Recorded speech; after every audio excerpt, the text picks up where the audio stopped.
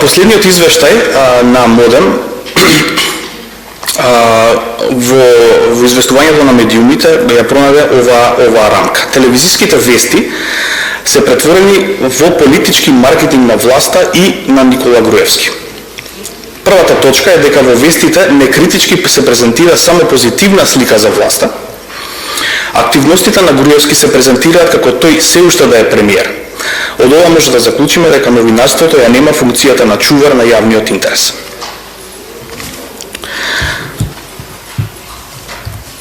Понатаму, постои големен број прилози за опозицијата, но и голем обем на пристрасни и демонизирачки информации за неа.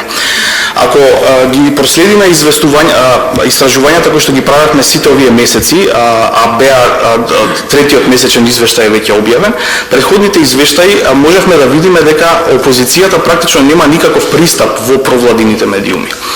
Тоа се смени во текот на известувањето, меѓутоа се смени во квантитативна смисла на зборот, не и во квалитативна смисла на зборот. Затоа ова што го зборувам за интерпретативните рамки е многу важно, затоа што со тоа ние можеме да утврдиме дека и покрај тоа што во провладините медиуми е присутна квантитативна опозицијата, сепак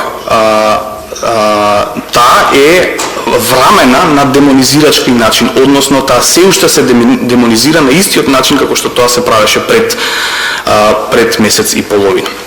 Ова создава лажна слика за постоење на политички плурализам во вестите, што е еден од нашиот главен фокус. Политички плурализам.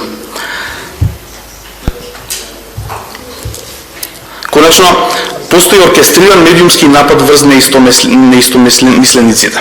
Има изборот на исти теми, цитирани извори, идентичните прилози кај провладините медиуми сугерира координирано објавување со цел да се нападат и дискредитираат политички субјекти, институции и поединци.